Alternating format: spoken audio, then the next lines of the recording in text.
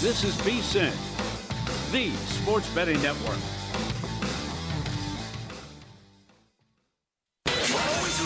Follow the money. That's what I always say. You always follow the money. Yeah. This is Follow the Money with Mitch Moss and Paulie Howard On VSiN.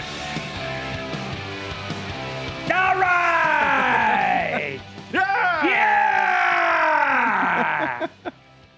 It's here, baby. Here we go. Welcome in. We're live in downtown Las Vegas. You know the drill. From Circa Resort and Casino, we are loaded to the gills here on a football Friday, and we're feeling good, man.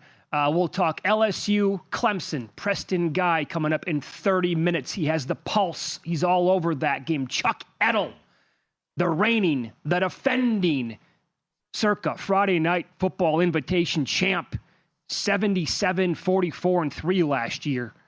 On the program in 1 hour, Chip Brown knows Texas football inside and out. We'll hit that game against Ohio State. And R.J. Choppy on the fallout of the Micah, or is it Michael Parsons trade to the Green Bay Packers. Tough. I know you're excited. Maximum Metallica, Sirius XM Channel 42. What took so long? Let's go. Awesome. Started this morning at 9 a.m. Pacific. Oh, doctor. Should have been on Sirius XM 20 years ago. No kidding. I was in Seattle a year ago tonight watching them perform. Harvester of Sorrow, Blackened, Orion, Leper Messiah. What a set list. All time. Very good. For you. Good Okay. for you, buddy. So we're ready. The action really started last night with week one. And now what do we do, Paulie, with Boise? I don't want to overreact. Are they out of the playoffs? I'm not saying they are. I'm asking the question. Assuming that they get handled at Notre Dame later on the season. Yeah, 11-1 isn't enough. I would need a little bit more than 11-1. It's one thing to lose to South Florida, but everyone watched and they got embarrassed and destroyed. So it was pathetic offensively to get blown out like that. And we'll see. Maybe South Florida's not even that good. I don't know. That's the other thing that's out of their hands. But now there's no margin for error, as we said yesterday. Sure. Because you're going to lose to Notre Dame, and now you're going to have to run the table. And that is going to be best case 10-2 with that loss on your resume. And there's not going to be a good win with the way the Mountain West is off to the start that they get off to. So I did the same thing Mike did. Montesano. I took James Madison 10-1 because I'm not there with Tulane. I'm not buying the hype, and they were the second choice from the little guy to get in. So I took some 10-1 James Madison, but the door's open now for someone other than Boise. Was plus 180 as they got throttled. I just couldn't believe how bad it looked. Then they played a good first half, but then the fumble while they're driving. Oh, you got to clean it up. Beautiful execution. The balls of a burglar to call that fake punt, and the kid makes the beautiful throw. That's not like a 5-yard pass. That's like a 30 or 40-yard pass. Right. But then they're getting blown out, and they can't even move the ball in garbage time. And even the star tight end Louder can't go over his receiving yards. Yeah, it's like they weren't ready for the game last night, not ready for the season. They were so sloppy with the football. They killed themselves when we were on the air during the game yesterday. They kept killing themselves when we were off the air. It was just one of those snowball things where it kept rolling downhill and getting bigger and bigger, and that was it. I mean, they couldn't catch up after they fell behind. And I'll flip it, though. What if South Florida is good? And we'll find out in their next couple of games just how good they might be. Yeah, get back to me in 2 weeks because it's Florida and Miami. Yeah, that would certainly help them, but it's going to be a weak case, no doubt. It was I don't know. Is Genty worth 10 points? That's what I was going to say. I mean it's a completely different offense and team. They go week one. They roll into Georgia Southern. 6-7 touchdowns, 60+ points, and the guy has an historic season. So, I mean, the running game wasn't there. The passing game was atrocious. Matson, is a veteran. And they just couldn't get anything. They didn't hit Louder till like third quarter of the game. Right.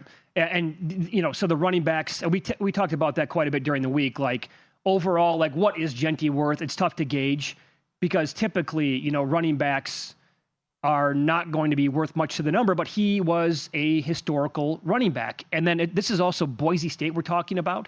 This is not like Alabama where you're going to go from Mark Ingram to Derrick Henry and then to Trenton Richardson and whatever the timeline was there. It's just one right after another, 5-star kid after 5-star kid.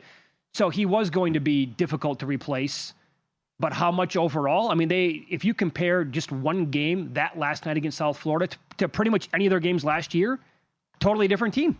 Yep. Completely different team. I have a positive. The defense looks to be good. Yeah, I think so too. I mean, they gave up the special teams touchdown. Then while we were on the air, they had a ridiculous penalty that led to a South Florida touchdown. They were going to get the ball near midfield. And then the defense is on the field too long because of what the offense failed to do. So, bad start, and I think a bad start by the Big Ten.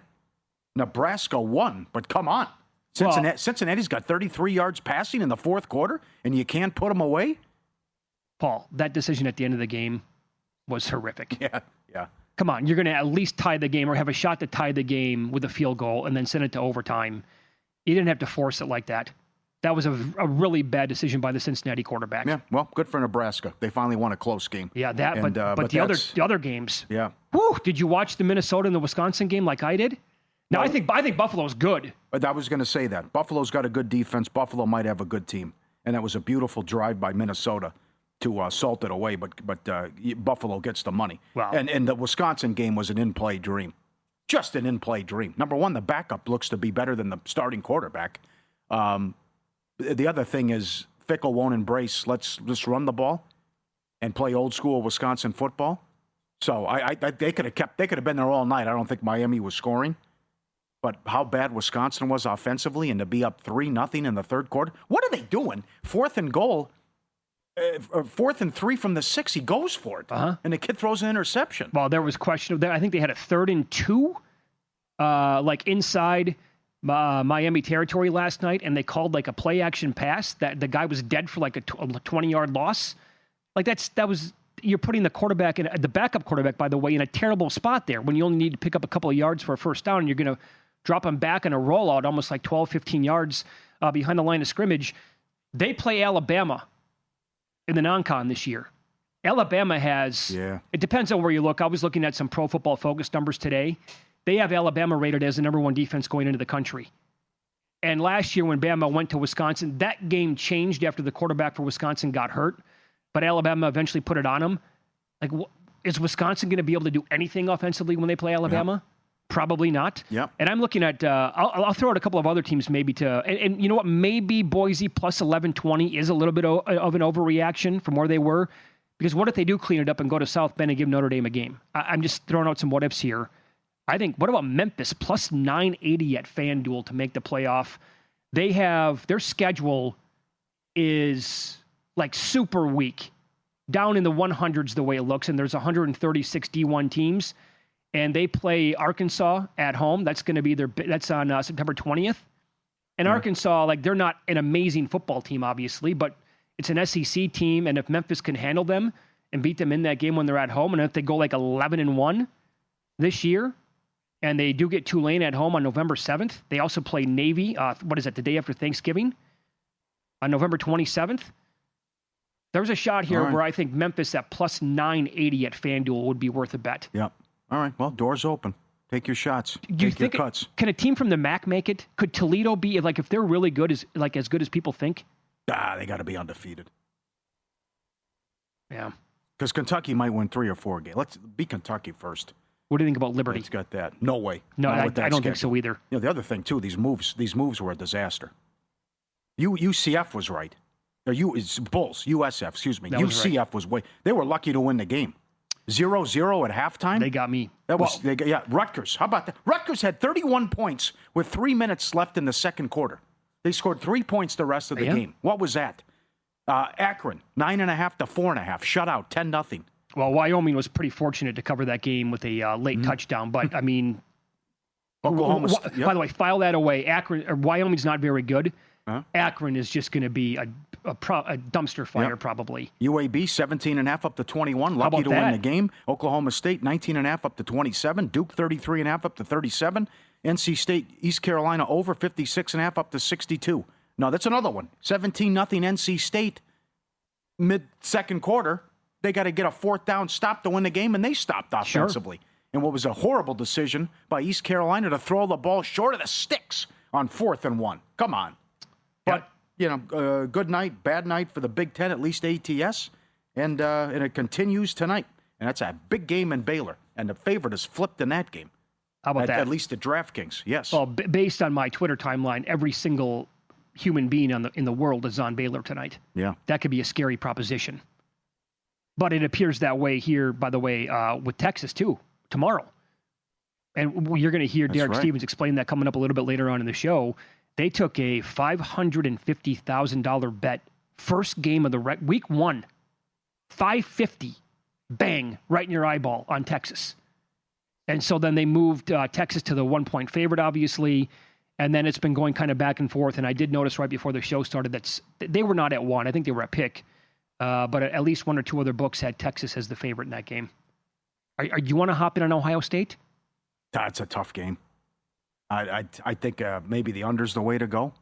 But this is great from VSiN.com. The last time a quarterback making his first start beat the top team in the country, I think it was Jim Harbaugh.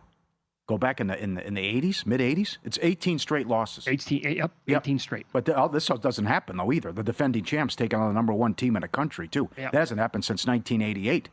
So I could just see. I still think it's going to come down to what Massero said. I still think I have zero confidence in Matt Patricia, and then you also lose Chip Kelly. Sure. So I think those coordinators really helped out Day last year, and also the fact that maybe you get off to a slow start. The lights are too bright for at least the Saiyan, and Arch will be okay, but because they got a great defense. I mean, Paul, it's like almost like a universal thought here that Jim Knowles is a top 5 defensive coordinator in the country. Yeah, big loss. And he bails, takes a big payday from Penn State. Don't blame him at all. Yeah, that's why I like Clemson. I think getting Tom Allen's huge. Yeah, it could be. And the issues with Louisiana, with the LSU, with the offensive line, with our guest I think we'll talk about coming up. Yeah, good point. Up next, we will start to dive into tonight's games on the card. What does home field advantage mean early in the season? 62.5% in this spot over the last decade plus. We will give you the details next here on VSiN.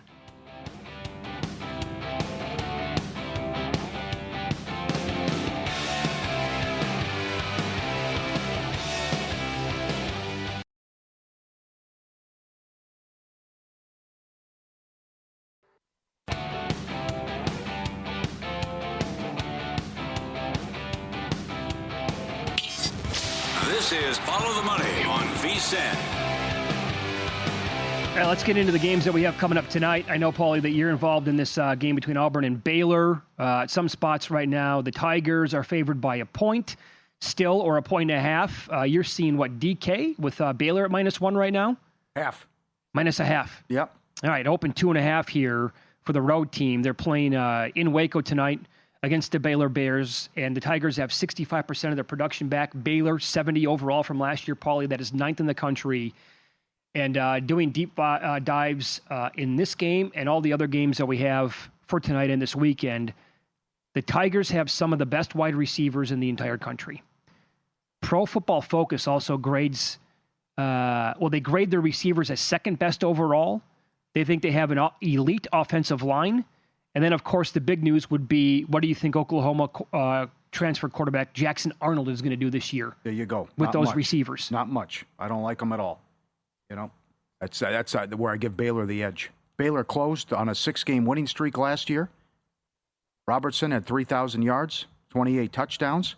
They were 5-1 ATS at home. Hugh Freeze is 5-7 and 6-7 so far. I don't understand why Auburn was favored. I don't like the quarterback, and I think Baylor can move the ball on him. And I'm with my guy Phil Steele that Baylor can win the Big 12. And again, we're going to find out a lot about them tonight. Next week, they are 3.5-point underdogs at SMU. I think Baylor beats them, and I don't understand the respect here for Auburn, and I don't like the quarterback, and I don't like a lot of what they did last year, so I'll take that's a big deal when they play at home. Huge deal. I got some numbers on that coming up in a minute. Yeah, on a Friday night here. Yeah, right. Everyone watching, I think Baylor will be ready to go. I will point this out, something to pay attention to tonight with Sawyer Robertson, Baylor quarterback. Very good against teams with poor pass defenses a year ago, but when he played against defenses ranked in the top 50, he had 11 turnover-worthy plays. He struggled against the blitz, and that showed in losses to Colorado, Iowa State, LSU among them. He was also bad against man coverage, and this is what you want to pay attention to tonight. Auburn had the second highest rate of man in the SEC last year, and they blitzed 40% of the time. So that is you're going to see a lot of that probably in the game tonight, and that is something where Robertson struggled last year. Here is the betting angle or betting system that you can find at vsin.com per our very own Steve Makinen. To your point, Paulie, week 0 and week 1, home field advantage. It means a lot in early season games between unfamiliar Power 4 non-conference foes. hosts in these matchups are 28-16 straight up, 25-15-4 ATS. Round that up to 63% over the last decade plus. So, in this angle here, if you believe like in historical numbers or trends, this has been something that you'd want to circle here with Baylor. The Ja Tech Colorado game. Ja Tech opened up 3.5. Why isn't it moved? Colorado lost their top 4 pass catchers. You lose Hunter. You lose Sanders. Salter's good. He transfers in at quarterback. Remember, they got off to a slow start last year. They almost lost to North Dakota State. And then were blasted by Nebraska. Brad Powers said put pizza money on Ja Tech to win the ACC. Powers loves Georgia Tech here. I think they win and cover, and I don't mind King rushing yards over as well. Remember how they started last year? Shocked the world. That's right. After taking out Florida State. So I think Georgia Tech wins and covers tonight too. And I think you're talking about only 3 guys back on offense for Colorado. I think Georgia Tech much the best here. Too good for them. So it did get to 4.5 earlier in the week at some spots. Now back to 3.5. You're right. King is a really good quarterback. Also pay attention to Jamal Haynes, one of the best backs in the country. Now, they ran the most combined read option and speed option plays in the country per PFF. And Colorado had a grade there at Pro Football Focus of 86.1 against the read or the speed option last year. That tied South Carolina and Ohio State for 10th best in the country. And it was the 17th lowest EPA per rush against them in those spots. However, when teams ran the ball 35-plus times against Colorado last year, they were 4-4 straight up. Ja Tech averaged almost 37 rushes per game last year, and they won 5 of 7 games when they had at least 35 attempts on the ground. So Colorado did have a good rush defense, and I think the defense is actually going to be the strength of the team to begin the year again for the Buffaloes. But that's going to be like almost a war of attrition where eventually the dam might break. If Georgia Tech just keeps running the football, it's going to be King, it's going to be Haynes, other running backs. They want to wear on Colorado's defense, grind them down, and then take advantage of that probably late in the game. Salter had 66 explosive runs for Liberty since 2023, tied for the most among every quarterback in the country, but he's not accurate. 122nd in adjusted completion percentage rate in 2024. Georgia Tech ranked in the 100s in pass defense last year per Pro Football Focus's grades, and they lost 3 of their 4 best players at forcing pressure on the quarterback. I think you're going to see a lot of skedaddling tonight from Salter in this game. Okay. That could be a good prop, too. How about the move in this App State game? Side and total. This opened App State 8.5. It's 3 everywhere except Circa. It's even money. 3 everywhere, right? And the total 53.5 down to 48.5. Bank of America Stadium, App State and Charlotte. Oh, that is the Boise game all over again and the Akron Wyoming game all over again from last night. Yeah, big one there, side and total. Do you have any opinion on the game? Did you bet it at all? I would go against the move. After what happened, what we've seen with NFL preseason, and also what we saw early in the college football season. Yeah, they have not been great. Because as bad as Stanford looked, they deserved a better fate than losing by 3. Agreed. So that was nothing but Hawaii money as well, which was fortunate to get there. And apparently, Michigan State just going to get whatever they want against Western Michigan. That's the way it seems. Western Michigan, lousy defense, 17.5 up to 22 with Sparty tonight. Oh, right through the key number of 21. All the way to 21.5 and 22 at some spots. And the total, by the way, is 49.5 in that game. Well, what does Western Michigan get offensively? Hey, I got to give it to them, though. They hung in there.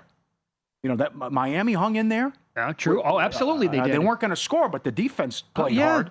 Yeah. And Buffalo played a good game. So, and Ohio looked awesome. That Parker Navarro, very good. They did whatever they wanted offensively. Remember, Rutgers had a blocked punt there, too. So they had a good showing last night, the MAC. Ohio is a team I wanted to run by you about making the playoff. But again, that's a MAC team, and they have a loss now in the schedule, and plus they get Ohio State a little bit later on. Well, that's my takeaway is fade Rutgers here. That defense was awful. Oh, they were terrible last night. Ohio's gashing them on every play. Right. Terrible job. Do you want to do anything with the UNLV Sam Houston State game? No, because I go back to the old Lou Holtz line. You never get the same team week one, game 1 to game 2. So I want to see now what Mullen does is cleaning up the mistakes. Maybe the defense is just that bad and they lost too many guys. Could be. Certainly that was a disappointing and embarrassing performance. But there's also this, see too. if they can slow down Sam Houston. Maybe it's just Western Kentucky also can't stop anything. And Sam Houston will have issues tonight against UNLV. Yeah, maybe that's the angle, right? And by the way, like if you're going to get involved right now on Sam Houston State, to me, it's too late. You know, I mean, it's opened up 13.5, and it was sitting there at even 10.5 for at least, a day or so this week. And if it lands 10 and you grab 9.5, that's not a good feeling at all. Well, here's what I like to do. And I love to watch games. Like that Wisconsin game last night was an in-play dream. Just bet the under every commercial break. I think the Minnesota-Buffalo game was too. Okay, so I like what Mike Montesano said about be careful here. It's early. You don't have to go crazy. And I like what Brad Powers said. It's okay just to watch, evaluate, get data points, and then make your assessment and go from there. So whether you want to get involved in play or just sit back and relax for the first week, I think those are all good points and stuff you could do tonight. You could definitely get involved here on tell me, if you don't, okay, I don't want to take 9.5 because it was 13.5. Well, what if Sam Houston goes up and down the field in the first quarter? You can get involved in play and just say that I've seen enough. That's how it's going to be. And I saw that in the third quarter. It was too bad we were on the air the first half, but it was just like Boise is not winning this game. And they're not going to score against South Florida here. Once you got into the third quarter, it was just a runaway trade. It was just USF and under every commercial break. I would say this, but if you really like something, though, I would still bet it. Like last night, on the show yesterday, we talked about the Missouri Central Arkansas game a couple times. I had that game dead to rights. You nailed that. Yeah, you nailed that. And I didn't have a single penny on it. Yeah. So I hate myself for not making that bet last night. Mm-hmm. Yeah. But on the game tomorrow, the marquee game to kick everything off is Texas-Ohio State. Unless Texas keeps going up here as the favorite, I don't know if I'm going to be involved at all in the game. There's nothing wrong with that. You don't have to have it just because it's one of the biggest games of the entire year. Yeah, I mean, of course. You got a team that's won, 25 in a row to open the season? The defending champs, all this talent? But then it's got preseason number 1 in Arch, so you can make a case for both sides here, just like the Notre Dame-Miami game. Totally agree. NFL Betting Guide updated and ready for Week 1. Inside the NFL Betting Guide 2.0, post-preseason team updates, proven betting systems, contest strategies, best bets from the opening week and beyond. $9.99 for your first 30 days. VSiN.com/subscribe and find out which subscription works best for you. VSiN.com/subscribe. Preston Guy, TigerBait.com. Next, Clemson LSU. What can we expect from Brian Kelly's team this weekend?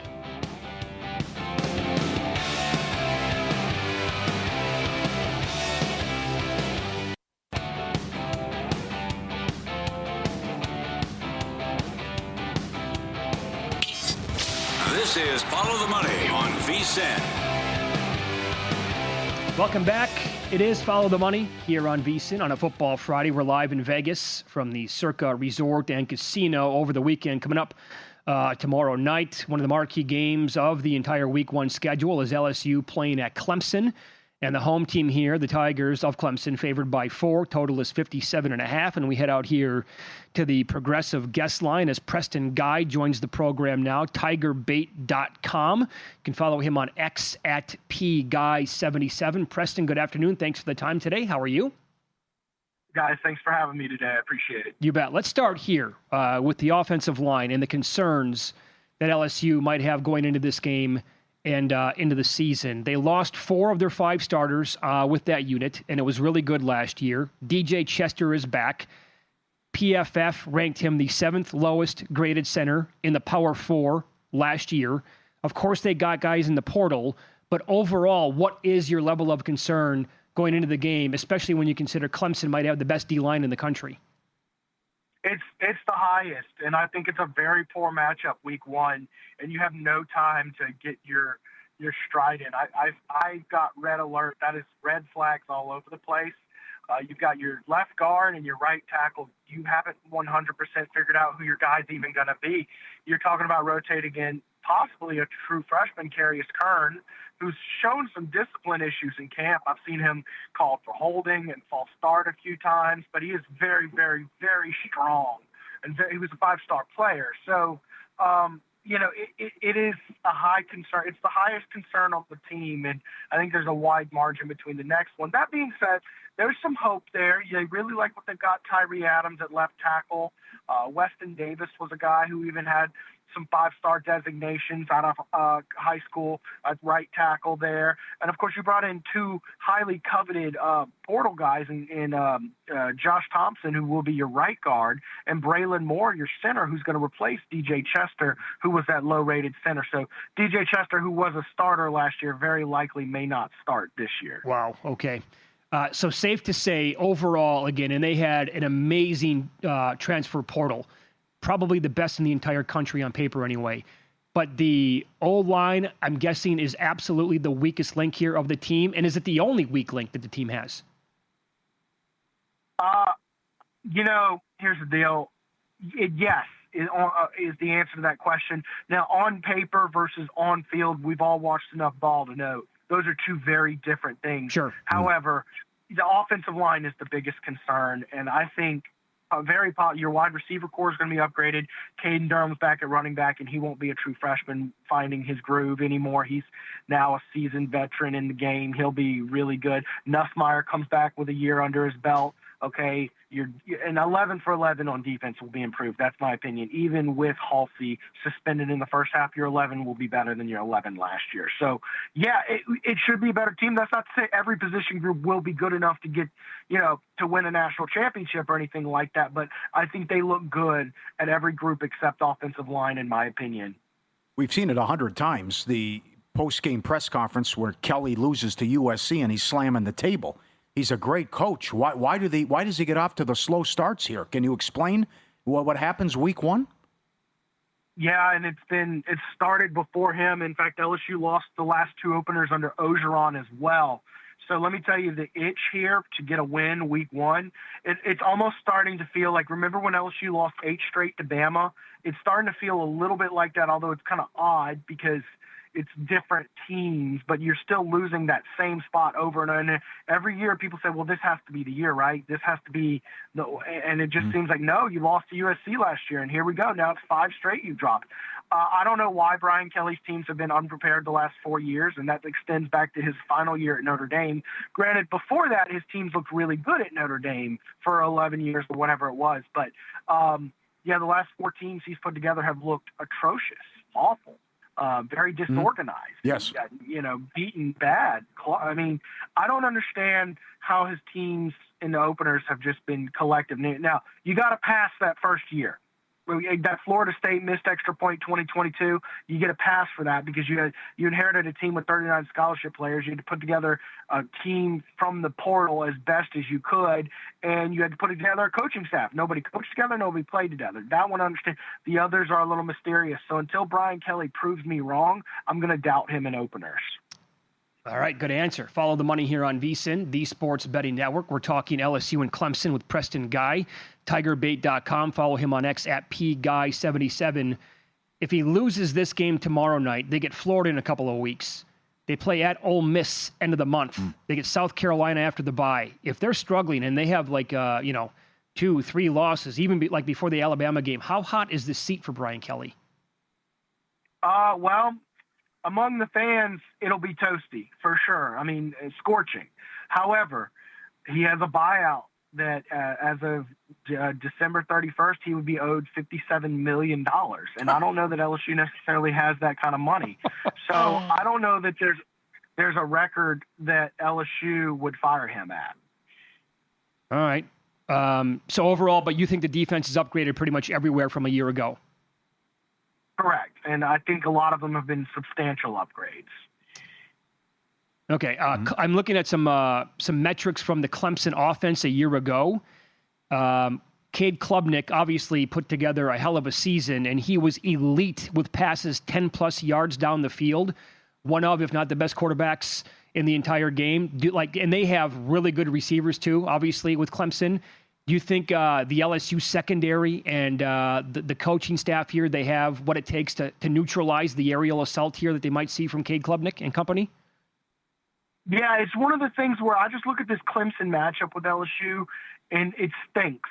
Clemson might not be that much of a better team or even a better team than LSU, but of the defense, the units that I have the least confident in, it's the secondary. And now you add A.J. Halsey, who looks like your best safety throughout fall camp. He won't be playing for half that game. So the fact that Cade Klubnik is arguably the best quarterback in the country, and they've got talented receivers too, by the way. Don't sleep on these receivers, man. Antonio Williams, Wesco, those are good players.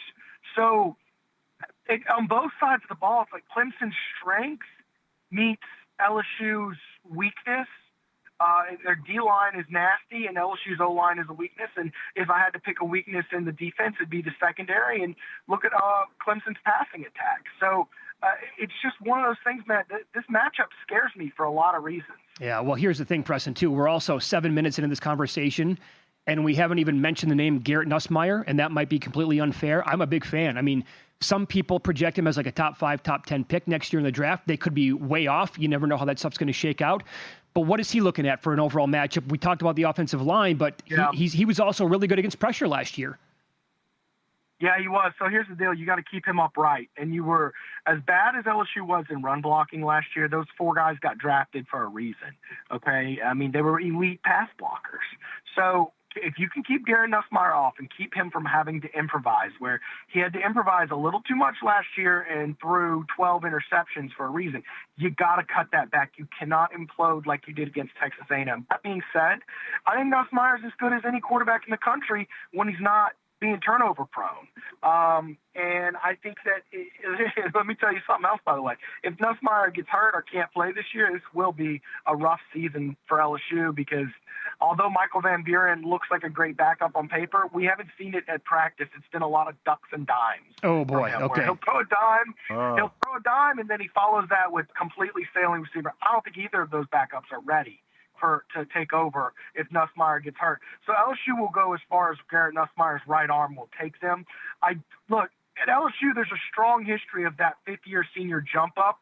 We saw it with Mettenberger, and then to a greater extent, we saw it with Joe Burrow and Jaden Daniels, where they went from good or even average quarterbacks to Heisman winners.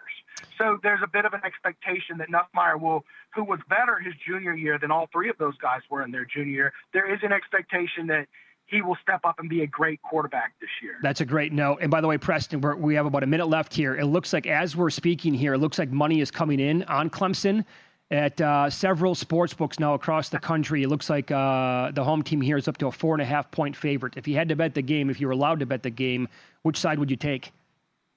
I'm not big on gambling, but I would take it's 4.5. I would take Clemson 4.5. You'd lay it. Oh, okay, 4.5.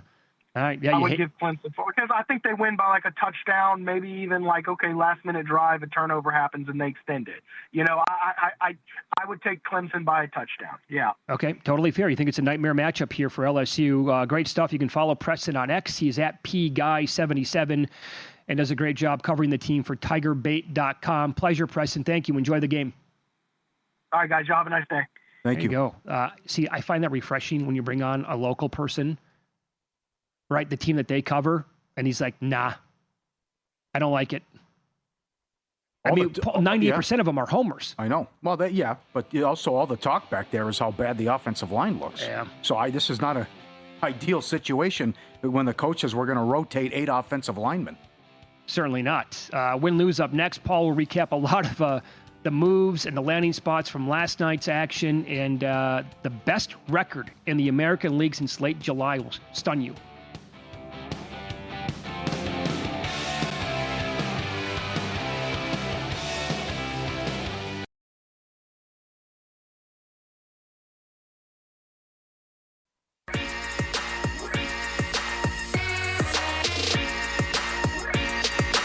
Win Some, Lose Some is sponsored by the Sharp Plays.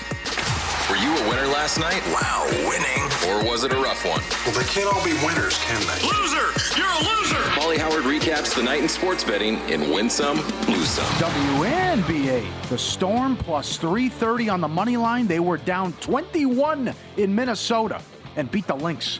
Killed them. 60 points in the second half. Yeah, won by double digits. Absolutely. What a turnaround that was in the second half. Most runs, Phillies 8-1. Highest scoring game, Phillies Braves. Also 8-1. Will there be 22-plus runs scored in a game? Yes, plus 650, and a team to score 15-plus runs cashes again as Schwarber hits 4 bombs. Remember that prop was 10-1 before the season? 21st time. There's been 21 4-home run games, 25 perfect games. And for the third time this year, someone hits 4 in a game. Can he do this, by the way? He's down to 5-1 because Ohtani's in a slump offensive. That's right. Now, Down to 1,000. will the pitching trump everything here for Ohtani? He had 9 Ks his last start. Yeah, Ohtani's going to win it. You think so? Yeah. Overall, I think you can absolutely argue. People can go to war and say Mitch Ohtani's having a better year with the war, but like the mainstream numbers, I can sit there and tell you that Schwarber's having just as good of a season, maybe better. Well, I wonder if athletic build would come into play with this at all. How the guy looks, right? Don't you think? You mean like One guy in one- award voters who are... Well, I mean, Ohtani can do everything, though. Swipe a bag, hit it in the gap. Schwarber has Pitch. only 3 fewer stolen bases. So you can't get me on that with Ohtani. Yeah. Yeah, how about Big that? fella. He was like 10-1 to swipe a bag. Yeah. Deceptive. USF plus 9.5 down to 4.5. Ice cream. Never in doubt against Boise. Ohio Rutgers over 47.5 up to 52.5. That was a rocking chair winner. Subscribe, be part of the team, vsin.com, our radio and podcast friends. Thanks to all the people who've reached out over the last couple of days. I saw my request, got right back to you. Thank you for all the new friends and the old friends as well who send it in. Mitch, I told you I had a good one today. Dan Goodwin sent this in. This is at Harrah's, Hoosiers Park. Super double times, 10 play, dollars, which I think is 60 a push. In any event, 10 play, dealt aces and a kicker 5 times. That's $100,000. Hello, and there's the check. I would say straight cash, homie, but there it is. Unbelievable. Dealt, Yeah, spins. I mean, this guy, see, I want to know when it spins. Is it dealt and then it spins? Does it come ace, ace, ace, and then it spins? Because imagine it's dealt, you hold it, and then it's like, oh, it's spinning. What if I get a 10 times here, right? Like our friend we met who won $40,000 on dimes. He got dealt the Royal, and then it locks up, goes 10, locks up, goes 10 again. Right. He got it 20 times. By the way, the big check is only for show. Yeah, I get it. Presentation, Sure. right? Yeah. What do you ding, by the way, on that for taxes? Is it like 24, 25% in that neighborhood? I don't know. Sounds about right. You can take it out. You can have them take it out right there. Yeah, you can, yeah. Nice hit, my friend. That's incredible. Look at this. How about the Cubs playing in the kiddie pool? Everybody in. You know, it's hot out there for everyone. Yeah, this is a good one. So it's just one guy, right? And then his friends jump in. And you got, they're going at it. A couple of them, sure. Imagine you look out your back door and you see this. And they're just hanging out. There they go. There's the big fella now. Coming in. That's the one that I don't want to see in the backyard. Oh, I got a good one for you next week where a bear walked into a house, and here they come. The whole family's here now. Now it's a picnic. Sure. Why do you make me wait? 4 of them. Well, because I just sent it in. I got it. Okay. But that one's awesome. A big. Oh, here's another one now. Here comes another one. You got 5. You got 4 cubs and Mama Bear. And Mama Bear in the kiddie pool back there. Nice backyard. Got the good grass. The moves were horrendous last night. Rutgers 10.5 up to 16.5. Yeah, 31 points, 3 minutes left second quarter. I don't know what happened. Well, 2 trips inside the 5-yard line that resulted in field goals as well. Akron 9.5 down to 4.5. Didn't score. By the way, yeah? didn't score. Probably should have covered the game. Okay. Central Florida 16.5 up to 20.5. Should have lost the game. 0-0 at halftime. It doesn't help with a 16-hour delay. I know. Duke 33.5 up to 37. No good. Oklahoma State 19.5 up to 27. UAB 17.5 up to 21. They were trailing in the second half. NC State, East Carolina over 56.5 up to 62. Also, no good. Want to lose some video? Watch out, Mitch. This is, look at the cat bringing the mouse/rat in as a gift to the owner who's in bed. My guy Jordan Scott at Mama's Pizza said he had a dog used to do this all the time. No. He would bring in through the doggy door bring in animals and stuff and bring it in. Oh, my. Can you imagine? You wake up and there's a rat next to you. Look I brought you a gift. And the cat just like, sits down like, hey, I got your gift Yeah, here. look what I found, Little buddy. treat. You proud of me? Oh, God. You imagine you wake up. What to is the- your reaction? Oh, my God. wife would have a heart attack on the Oh, spot. absolutely. But this is like a big thing where you talk about, hey, especially people in Texas where the dog goes out and they come in with a gift. They bring something in from outside through the doggy door, and here the cat is, hey, here's a rat for you. Think about this. That happened one time when my dog Dexter, Lhasa Apso, weighed like 20 pounds. We got home, this is several years ago, got home. He was like over the top excited more than usual. And he kept like barking and trying to like run to the backyard.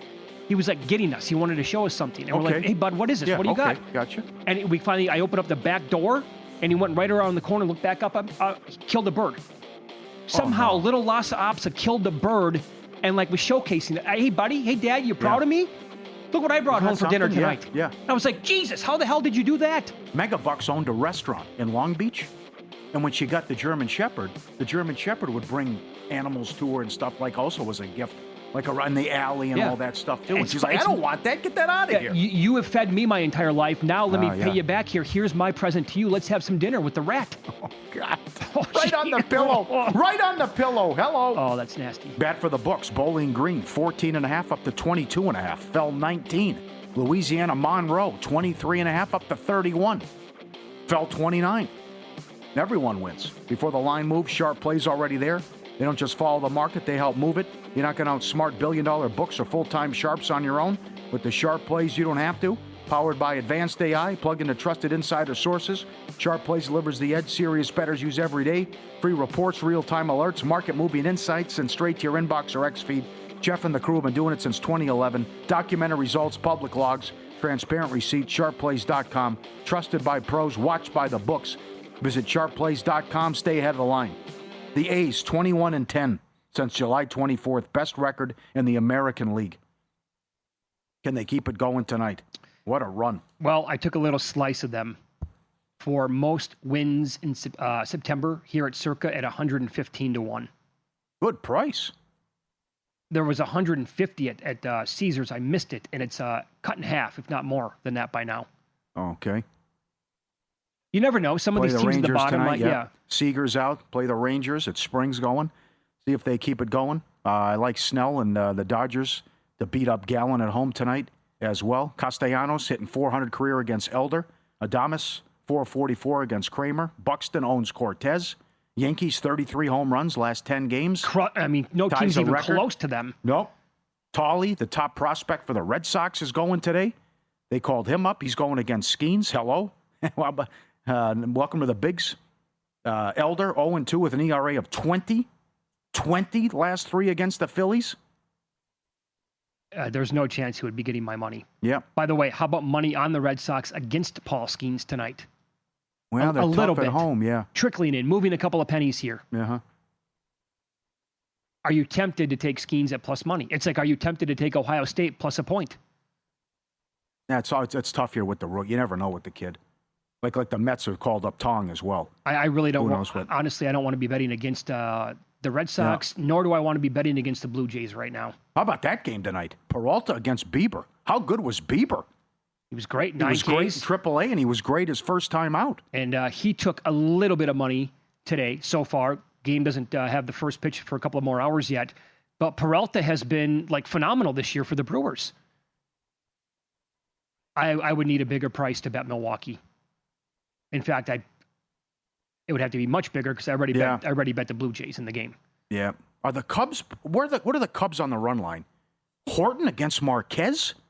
2 earned runs last 20. How good Horton's been? And the favorite to win Rookie of the Year? The shortest shot now to win it, yeah. I would think they would get to Marquez tonight. Break out of this, right? After that bad taste in their mouth at San Francisco. Well, I mean, you never know. Come on. I mean, it's... I know the Rockies have been feisty, but it's Marquez. They should be able... Horton's having a hell of a year. Oh, he probably deserves to be the favorite right now to win that award, so... $1.40 run line, okay. Boy, oh boy. Yeah, no, it's too much. No good. If you're going to do that, Paul, I would just lay like alternate runs. Lay 2.5, get plus money. Predict a blowout, right? Go bombs away. Yeah. Let's go bombs away. Big time prices here. That'd be a good idea for a segment maybe during the football season. We'll make that happen, baby. All right, professional sports bettor Chuck Edel on the program coming up next. He loves to bet totals in college football, but I got to be honest, we're going in fresh just like you. Find out what his best bets are for week 1 coming up next here on VSiN.